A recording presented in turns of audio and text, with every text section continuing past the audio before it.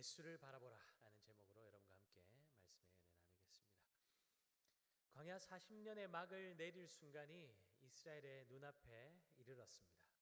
이제 에돔만 통과하면 약속의 땅 가나안에 들어가는 상황이 된 것입니다. 그런데 에돔 왕의 거절로 이스라엘 백성들은 지름길을 코앞에 두고 광야 사막길을 다시 돌아서 가야 하는 일이 벌어졌습니다.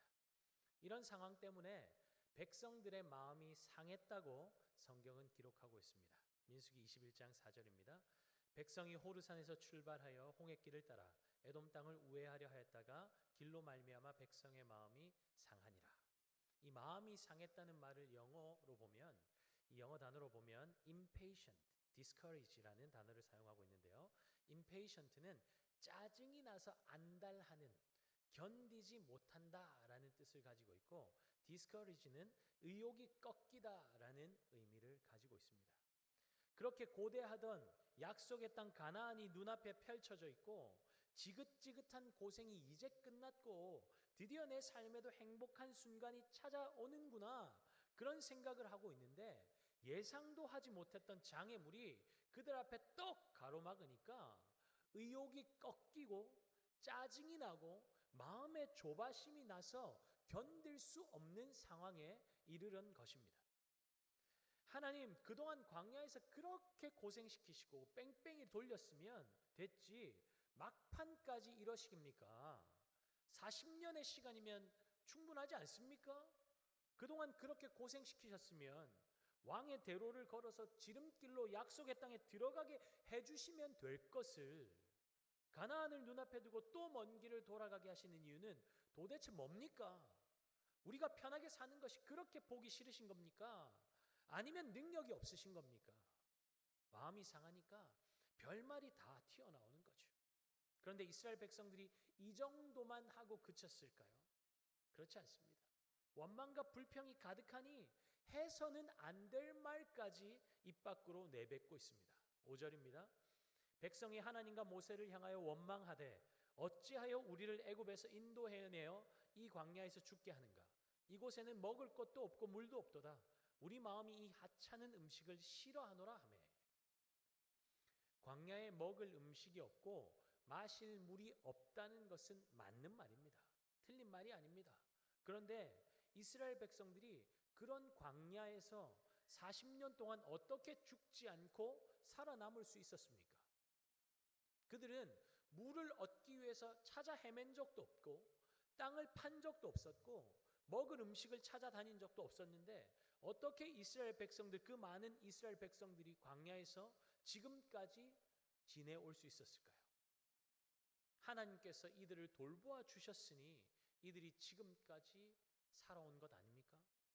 바위에서 물이 터져나게 하시고 매일같이 하늘에서 만나를 내려주셔서 200만이 넘는 그 많은 백성들을 하나님께서 친히 먹여주셨습니다. 그들을 보호하고 인도하셨습니다. 하나님이 아니었으면 이들은 광야에서 진작에 죽어도 죽었을 사람들입니다.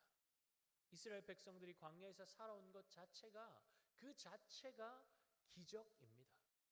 그런데 하나님이 보내주신 기적의 음식, 만나를 이스라엘은 뭐라고 말하고 있습니까? 하찮은 음식이라고 말하고 있습니다. 하찮고 보잘것 없어서 싫다고 말합니다. 하늘의 양식을 내려주시고 생명을 주신, 지켜주신 하나님을 이스라엘 백성들은 완전히 부정하고 무시하고 있습니다. 마음이 너무 상해서 막말이 튀어났다고 말할 수도 있겠지만, 변명할 수 있겠지만 이런 일이 한두 번이 아니었죠. 기대하던 일이 조금이라도 틀어지거나 막히게 되면 그들의 입술에는 원망과 불평이 가득했습니다.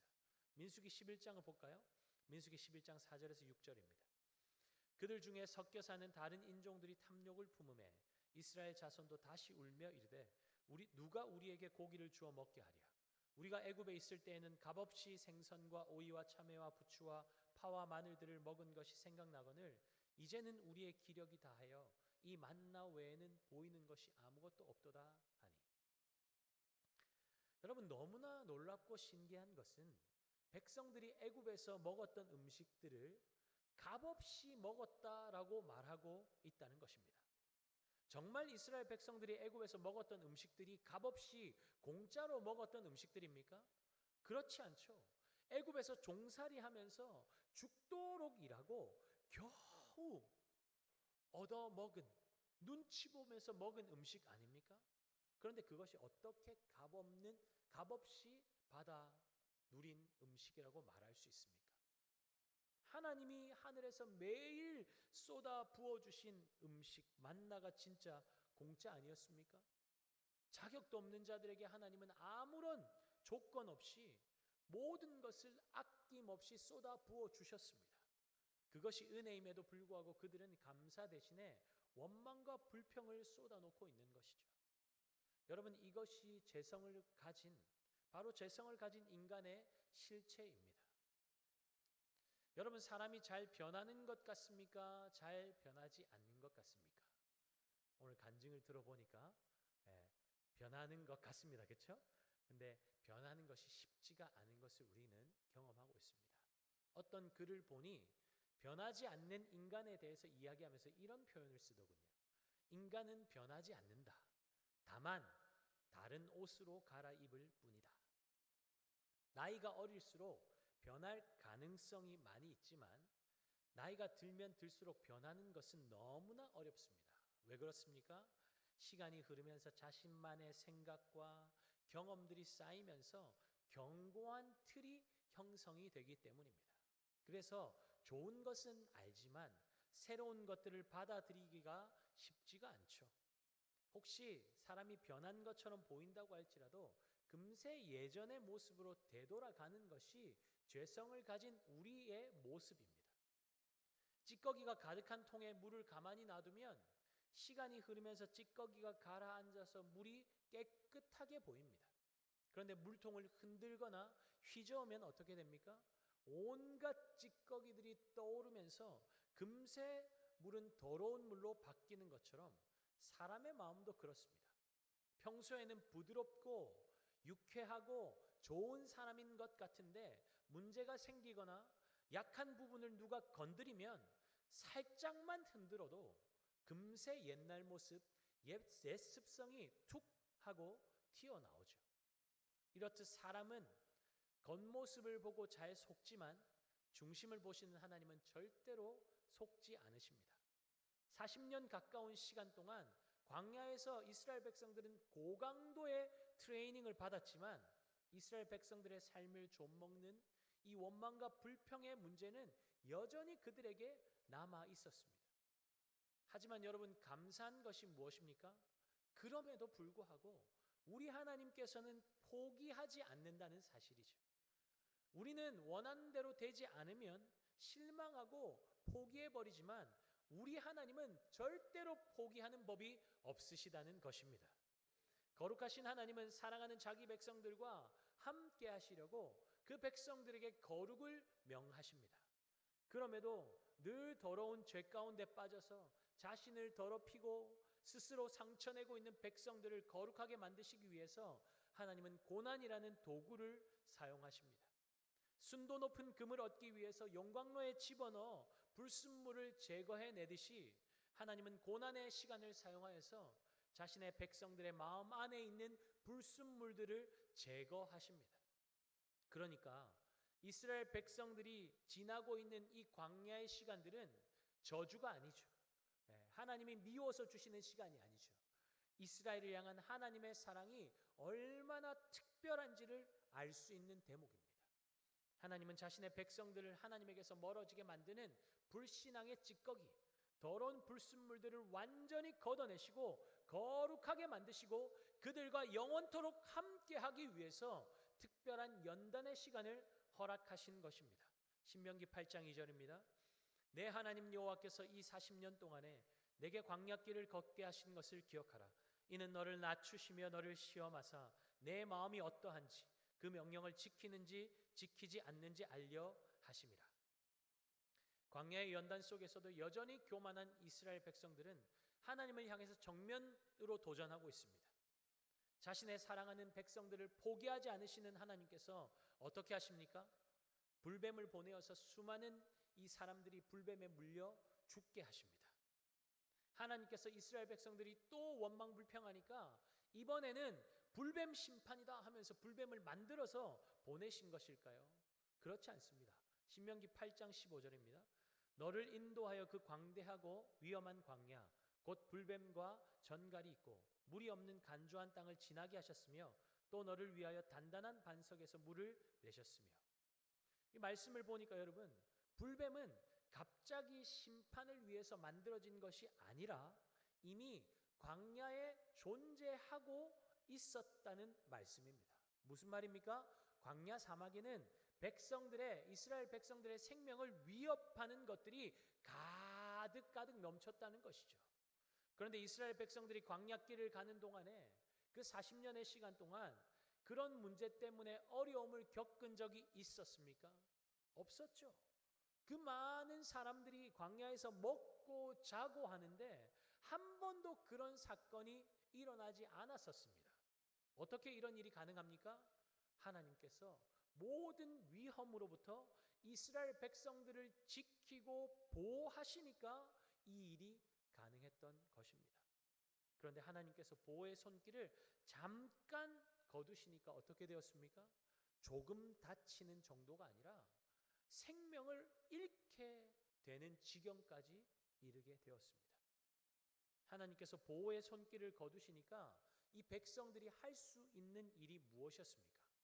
그들이 할 수 있는 일이라고는 그저 슬퍼하고 절망하는 것이 전부였습니다. 여러분, 이것이 인간이 가진 한계입니다. 우리가 세상 속에서 할 수 있는 일들이 많은 것 같지만, 내가 하면 다 될 것 같지만 그렇지 않습니다. 다 가능해도 여러분, 죽음의 문제는 그 누구도 해결할 수 없죠. 죽음의 문제 앞에서 인간은 무기력합니다. 절망을 느낄 수밖에 없습니다. 그런데 지금 나에게 아무런 일도 일어나지 않고 생명의 위협도 되는 일이 일어나지 않으니까 착각하며 살아가는 것이죠. 하나님 없이도 내 힘으로 잘 살아 지내. 하나님 잠깐 잊고 교회 안 나가고 그 시간에 꽃구경 다니고 운동하고 내 여가 시간 즐기니까 세상 편하고 좋네. 아무런 문제도 없네. 그렇게 살아도 아무런 문제가 없으니까 또 무엇을 생각합니까? 교회 나가나 안 나가나 똑같네. 이때까지 내가 교회 간다고 시간 낭비한 거였네. 그러면서 하나님 떠나서 자기의 힘으로 살 수 있다고, 그렇게 살 것이라고 그런 어처구니 없는 결심을 하게 되는 것입니다. 하나님의 보호의 손길이 잠깐만 거두어져도 혼비백산하며 나 죽네 할 텐데 내 힘으로 내 지혜로 살 수 있다고 교만하며 우쭐대는 것이죠. 여러분, 뉴스에 나오는 사건 사고들이 우리와 아무런 상관도 없는 일들 같으십니까? 나에게는 절대로 일어나지 않을 일이라고 확신하십니까? 그렇지 않습니다. 우리 중 누구에게나 언제든 그러한 사건 사고는 일어날 수 있습니다. 그런데 그런 끔찍한 사건 사고들이 나에게는 왜 일어나지 않습니까? 하나님의 보호의 손길이, 보이지 않는 손길이 우리를 지키고 보호하기 때문입니다. 물론 하나님의 사람들에게 절대로 어려운 일이 일어나지 않는다는 말씀을 드리는 것이 아닙니다. 수많은 위험과 어려움이 우리 주변에 가득하지만 우리가 아무런 어려움 없이 살 수 있는 것은 내 힘과 내 지혜와 내 능력이 아니라 하나님의 보호하심 때문이라는 것을 말씀드리고 있는 것입니다. 이 시간 여러분 스스로 한번 질문해 보시죠. 하나님이 우리를 반드시 지키고 보호해야 할 의무가 있으신 분입니까? 하나님께 그런 의무가 있습니까? 나를 반드시 지키고 보호해 주셔야 돼. 털끝 하나 다치게 하시면 안 돼. 그런 의무가 하나님께 있습니까? 그렇지 않죠. 우리가 뭐 잘한 것이 있고 뭐가 특별하길래요. 우리는 아무런 자격이 없을 뿐만 아니라 오히려 죄의 진노 가운데 벌받아 마땅한 자들이 바로 우리입니다. 그런 자들에게 하나님께서 호의를 베풀어 주시는 것인데 그것이 은혜임을 알고 감사해야 마땅한데 우리는 그 사실을 너무나 자주 잊어버리죠. 여러분, 이스라엘 백성들이 하나님의 은혜를 은혜로 여기지 않고 당연한 것으로 여기니까 어떻게 되었습니까? 하나님께 감사하기는커녕 오히려 하나님을 하찮게 여겼습니다. 하나님을 무시해 버렸습니다. 여러분, 값없이 주시는 하나님의 은혜를 하찮게 여기는 것은 죄입니다. 감사하지 않는 것도 죄입니다. 우리의 삶을 볼까요? 하나님의 은혜가 날마다 우리의 삶의 곳곳에 쏟아 부어지고 있습니다. 우리의 삶의 구석구석마다 하나님의 손길이 미치지 않은 곳이 없습니다. 하나님이 우리를 지켜주시지 않으면 우리는 아무것도 아닙니다. 그냥 숨쉬며 살아가고 있는 것 같지만 그 주님이 공급하시는 그 숨이 멈춰지면 인생은 끝나는 거예요. 아무리 기계에 호흡을 갖다 대도 인공호흡 해도 안 됩니다. 기계를 갖다 대고 호흡을 제공해도 하나님이 멈추시면 끝나는 것이 우리의 인생입니다. 그러니까 제발 하나님 없이도 내 힘으로 살 수 있다고 착각하는 분이 이 자리에 한 분도 없기를 축복합니다. 불뱀에게 물려서 사람들이 죽기 시작하니까 그제서야 백성들은 정신을 차리고 회개하기 시작합니다. 모세에게 찾아가서 범죄한 자신들을 위해서 하나님께 기도해달라고 부탁하죠. 모세가 백성들을 위해 기도합니다. 그때 기도할 때 하나님께서 어떻게 하십니까? 백성들이 살 길을 제시해 주십니다. 민수기 21장 8절 말씀, 오늘 본문 말씀 함께 읽겠습니다. 여호와께서 모세에게 이르시되 불뱀을 만들어 장대 위에 매달아라. 물린 자마다 그것을 보면 살리라. 아멘. 여러분 삶에 문제가 있습니까? 어려움이 있습니까? 고난이 있습니까? 회개하고 하나님께로 돌이키시기 바랍니다. 그래야 하나님의 은혜가 임하는 것입니다. 8절입니다. 여호와께서 모세에게 이르시되 불뱀을 만들어 장대 위에 매달아라. 물린 자마다 그것을 보면 살리라. 보면 살리라. 보면 살리라. 뱀에 물려 죽어가는데 뱀의 모양을 장대 위에 달고 그것을 바라보라니요. 뱀의 모양에 능력이 있습니까? 없죠. 황당한 명령인 것 같습니다. 그렇다면 하나님께서 원하시는 것은 도대체 무엇일까요? 왜 이런 황당한 명령을 하나님 주시는 것일까요? 어떻게 뱀에게 물렸는데 뱀 모형을 바라보면 살 수 있지? 이것이 말이 되냐? 상식적이냐? 과학적이냐? 지금 이런 것 따지는 것이 중요한 것이 아니고 지금 하나님이 원하시는 것은 그저 순종하는 것입니다. 바라보면 살리라. 바라보면 살리라. 이해가 되든 안 되든 바라보면 살리라 약속하고 계십니다. 9절 볼까요? 모세가 놋뱀을 만들어 장대 위에 다니 뱀에게 물린 자가 놋뱀을 쳐다본즉 모두 살더라. 쳐다본즉 모두 살더라. 장대에 매달려 있는 뱀 모형의 힘이 있어서가 아니라 그것을 명령하신 하나님께 능력이 있기 때문에 살게 된 것입니다. 장대 위에 매달린 놋뱀은 예수 그리스도를 예표합니다. 예수님께서 친히 이 사건의 의미를 요한복음 3장에서 이렇게 설명하고 계십니다. 요한복음 3장 14절에서 16절 말씀, 우리 함께 말씀을 읽도록 하겠습니다. 모세가 광야에서 뱀을 든 것 같이 인자도 들려야 하리니 이는 그를 믿는 자마다 영생을 얻게 하려 하심이니라. 하나님이 세상을 이처럼 사랑하사 독생자를 주셨으니 이는 그를 믿는 자마다 멸망하지 않고 영생을 얻게 하려 하심이라. 아멘. 지금 장대를 바라보라는 것은 그 장대의 놋뱀은 무엇을 예표한다고요? 예수 그리스도. 예수 그리스도께서 십자가에 달릴 것을 예표하고 있습니다. 바라본즉 살더라. 그 말인 즉슨 예수 그리스도를 바라보면, 믿음으로 바라보면 살게 하실 것이라는 것입니다. 영생을 주실 것이라는 것입니다. 하나님이 세상을 이처럼 사랑하사 독생자를 주셨으니 이는 그를 믿는 자마다 멸망하지 않고 영생을 얻게 하려 하심이라. 당시 저주의 상징이었던 십자가에 달려 죽은 분이 예수님입니다. 예수를 믿을 때 영생을 얻는 것이 어떻게 가능한 일입니까? 자신의 생명조차도 지켜내지 못하고 인간들의 배신과 조롱 속에 죽어간 예수가 어떻게 인류를 구원할 수 있다는 말입니까? 어느 것 하나 상식적으로 이해가 되지 않습니다. 논리적이지도 않죠. 그런데 여러분, 어떤 사람이 독사에게 물려 죽음 가운데 있다가 생명을 얻게 되었습니까? 상식, 논리, 과학 이런 것 따졌던 사람들이 아닙니다. 그저 하나님의 말씀에 순종하여서 장대 위에 달린 노뱀을 바라본 사람들만 생명을 얻게 되었습니다. 하나님의 말씀에 순종했더니 죽음 가운데 있던 그들에게 생명이 임하게 된 것입니다. 요한복음 5장 24절 말씀입니다. 내가 진실로 진실로 너희에게 이르노니 내 말을 듣고 또 나 보내신 이를 믿는 자는 영생을 얻었고 심판에 이르지 아니하나니 사망에서 생명으로 옮겼느니라. 할렐루야. 예수 그리스도 믿는 자는 사망에 이르지 아니하고 심판에 이르지 아니하고 사망에서 생명으로 옮기는 영생을 주시겠다고 분명하게 약속하고 계십니다. 여러분, 믿음은 이해가 아니라 순종입니다. 한번 따라할까요? 믿음은 이해가 아니라 순종입니다.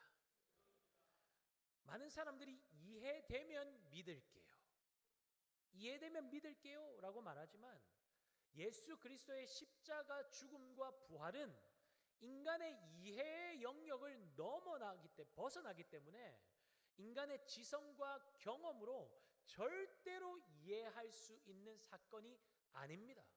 이해되면 믿을게요. 그러면 죽을 때까지 믿을 수가 없어요. 왜요? 그건 인간의 지성과 인간의 경험을 뛰어넘는 사건이기 때문입니다. 어쩌면 장대 위에 노뱀을 바라보고 살게 되었던 사람들 중에도 속으로 말도 안 되는 일이라며 욕하면서 다른 방법이 없으니 어쩔 수 없이 장대 위를 바라본 사람이 있을지도 모르겠습니다. 하지만 하나님은 그들의 바라보는 행위 자체를 믿음으로 여겨주시고 그들에게서 진노를 거두시고 그들을 회복시켜 주셨습니다. 우리 죄를 대신해서 십자가에 죽으시고 부활하신 예수님을 믿음으로 구원받았다는 사실이 온전히 믿어지지 않는 분들, 확신이 없는 분들이 이 자리에 있을 수도 있습니다. 말도 안 되고 터무니도 없는 이야기라고 속으로 생각하는 분들이 있을 수도 있습니다. 괜찮습니다. 완전히 믿어지지 않아도 괜찮습니다. 마음에 의심하는 마음이 있더라도 괜찮습니다. 왜냐하면 우리 하나님은 우리에게 단 1의 오차도 없는 100%의 믿음을 요구하시는 분이 아니시기 때문입니다. 우리가 완벽하다고 한들 어떻게 완전하신 하나님의 완전한 기준에 도달할 수 있겠습니까? 그럴 수 없죠. 어떻게 하나님의 하시는 일을 우리의 얕은 지식과 지혜로 이해할 수 있겠습니까? 불가능하죠. 그러하기에 하나님은 우리에게 100% 완전해라 라고 말씀하지 않으시고 순종하라고 말씀하시는 것입니다. 바라보기만 하면 살게 된다고 순종하라고 말씀하시는 것입니다. 마음에 확신이 없어도 잘 믿어지지 않더라도 눈을 들어서 십자가에 달리신 예수 그리스도만 바라보라는 것입니다. 그러면 산다는 것입니다. 누구든지 예수 믿기만 하면 멸망하지 않고 영생을 얻을 것이라고 약속하고 있습니다. 여러분, 예수 만나면 절대로 변할 것 같지 않던 사람, 가망이 없어 보이는 사람, 소망이 없어 보이는 사람도 변하고 완전히 다른 삶을 살 수 있다는 것을 믿으시기 바랍니다. 여러분 한 분 한 분이 그 증거 아닙니까? 오늘 간증을 통해서도 그것을 듣지 않았습니까? 잘 변할 것 같지 않지만, 사람 잘 안 변하지만 예수 만나면 변하는 것을 믿으시기 바랍니다. 그러하기에 여러분, 두려움과 절망 가운데 있다 할지라도 그 예수를 바라보시면 됩니다. 두려움과 절망 가운데 신음하고 있는 분 있습니까? 연단의 시간을 거치며 고난 가운데 있는 분 있습니까? 여러분에게 있는 고난은 저주가 아니에요. 하나님이 허락하신 특별한 연단의 시간입니다. 그러니 여러분 자신을 바라보지 마시고 상황과 환경을 바라보지 마시기 바랍니다. 느낌을 의지하지 마시고 내 감정을 의지하지 마시고 진리를 붙잡으시기를 바랍니다. 진리 대신 예수 그리스도를 붙잡으십시오. 진리 대신 예수 그리스도를 바라보십시오. 예수 그리스도는 저주의 십자가에서 우리의 죄를 대신해서 죽은 것으로 끝나지 않았습니다. 그분은 죄와 죽음과 마귀의 권세를 이기시고 부활하심으로 우리의 산 소망이 되셨습니다. 베드로전서 1장 3절에 말씀합니다. 우리 주 예수 그리스도의 아버지 하나님을 찬송하리로다. 그의 많으신 긍휼대로 예수 그리스도를 죽은 자 가운데서 부활하게 하심으로 말미암아 우리를 거듭나게 하사 산 소망이 있게 하시며. 아멘. 여러분, 산 소망입니다. Living hope. Living hope. 죽은 게 아니에요. 과거에 끝난 게 아니에요. 지금도 우리 안에 이러한 역사가 일어나게 하시는 분이 계시다는 거예요. 그분이 누구입니까? 예수 그리스도입니다. 죽음을 생명으로 바꾸시는 분, 절망을 소망으로 바꾸시는 분, 위기를 기회로 바꾸시는 분, 예수 그리스도 한 분님을 믿으시기 바랍니다. 여러분, 이 시간 마음의 문을 여세요. 마음의 문을 여세요. 한 번도 내 삶 가운데 예수를 나의 구원자와 주님으로 영접한 적이 없다, 그런 분 있습니까? 여러분, 교회를 아무리 오래 나와도 예수와 상관없는 종교생활 하는 것입니다. 이 시간 여러분들 마음을 열고 예수님 내 마음속에 들어와 주십시오. 예수님이 나의 죄를 대신해서 십자가에 죽으시고 부활하심을 믿습니다. 그렇게 고백하며 내 마음에 초청하면 여러분, 예수 안에 영생이 내 것이 됩니다. 하나님의 자녀 되는 권세를 받습니다. 그 은혜를 받아 누리는 저와 여러분 되시기를 바랍니다. 여러분, 이 시간 믿음의 눈을 들어서 주님을 바라볼 때에 여러분의 삶에 놀라운 역사가 일어나게 될 줄 믿습니다. CCC를 섬기시던 김중곤 목사님이라는 분이 계십니다. 이 대학생 선교회를 만드셨고 이렇게 많은 청년들을 예수 그리스도 교회로 인도하는 귀한 사명을 잘 감당하셨는데, 이 목사님이 대학생들이 청년들이 여름마다 수련회에 모이면 항상 하시던 것이 있었습니다. 그것이 무엇이냐면 백문일답이에요. 100가지 질문을 던지는데 답은 하나입니다. 여러분, 우리의 인생의 답이 몇 가지예요? 한 가지입니다. 한 가지. 그 답이 무엇입니까? 예수 그리스도이십니다. 이 시간에 백문일답을 할 수는 없지만 몇 가지 여러분 함께 제가 질문을 던지고 싶습니다. 여러분, 믿음으로 고백해 보세요. 예수 이름은 그냥 울리는 꽹과리와 같은 소음이 아닙니다. 예수 이름은 능력입니다. 예수 이름은 생명입니다. 그 이름에 능력이 있어요. 그 이름에 생명이 있어요. 예수 이름을 믿기만 하면 영원한 생명으로 옮겨주는 그 역사가 일어난다고 주님 분명하게 말씀하고 계시고, 여기 있는 자들이 그 증거 아닙니까? 사망에서 생명으로 옮겼습니다. 누가요? 예수 그리스도입니다. 질문하겠습니다. 믿음으로 고백하십시오. 여러분, 우리의 슬픔을 기쁨으로 변화시키시는 분이 누구이십니까? 누가 우리의 절망을 소망으로 바꾸십니까? 누가 우리를 사망에서 생명으로 옮기셨습니까? 고난을 돌파하는 힘이 누구에게 있습니까? 위기를 기회로 바꾸시는 분이 누구이십니까? 우리의 삶의 목적이 무엇입니까? 내 삶의 이유는 무엇입니까? 누가 우리 가정의 주인이십니까? 누가 우리 교회의 주인이십니까? 누가 이 나라와 온 세계 열방의 주인이십니까? 아멘. 예수 그리스도. 예수 그리스도.